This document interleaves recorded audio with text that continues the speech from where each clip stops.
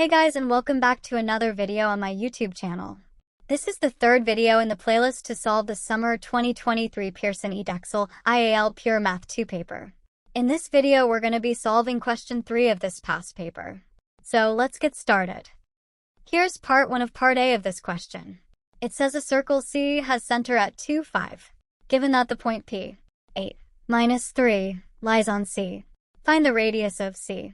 Okay, so we know that the equation of a circle is x minus a squared plus y minus b squared equals 2.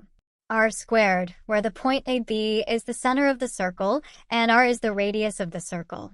So, to find the radius, we just substitute the values respectively into this equation and then solve for R. We substitute 2 for the x-coordinate of the center, which is A. Then 5 for the y-coordinate of the center, which is B. Then, we substitute the coordinates of point P in place of x and y respectively. This gives us 8 minus 2 squared plus minus 3 minus 5 squared equals to R squared. Simplifying, we get 36 plus 64 equals to R squared. Simplifying further, we get 100 equals to R squared. Next, we take the square root of both sides. This gives us 10 equals to R. This means that the radius equals to 10. Which is the answer. Now to solve for part 2 of part A. It says to find an equation for C. This is pretty easy. We already know the structure of the equation of a circle, which I'm showing you here.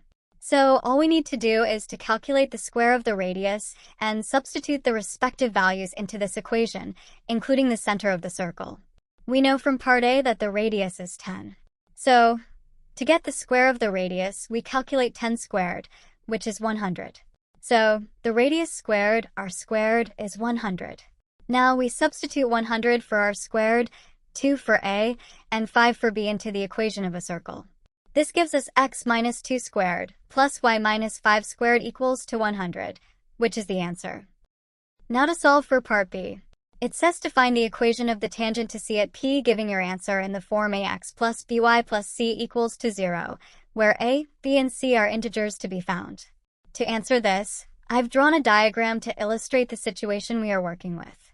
We have a circle with center 2, 5, and a tangent to it at the point P, which I'm showing you here in purple color. I've also drawn the radius at point P from the circle's center. We're going to start solving by first calculating the gradient of this radius from the center of the circle to point P. To find the gradient, we can use this formula here. I've labeled x2 and y2 as 2 and 5 respectively from the coordinates of the center, and I've labeled x1 and y1 as 8 and minus 3 respectively from the point P. So, substituting these values into the gradient formula respectively, we get 5 minus 3 over 2 minus 8. Simplifying, we get that the gradient of the radius equals to minus 4 over 3. Now, as you can see, the radius at point P is perpendicular to the tangent at point P. This means that the radius and tangent at point P are at right angles to each other. 4 lines that are perpendicular to each other, m1 into m2 equals to minus 1, where m1 and m2 are the gradients of the perpendicular lines respectively.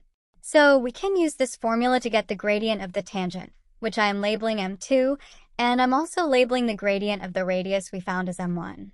So, substituting the values respectively into the formula, we get minus 4 over 3 into m2 equals to minus 1. Dividing both sides by minus 4 over 3 gives us 3 over 4. So m2 equals to 3 over 4, which is the gradient of the tangent to the circle at point P. Now, we know that the equation of a straight line can be found using y minus y1 equals to m into x minus x1, where m is the gradient of the straight line, and x1 and y1 are the coordinates of a point that lies on that straight line. We know that the point P lies on the tangent, so for the equation of the tangent, y1 equals to minus 3 and x1 equals to 8.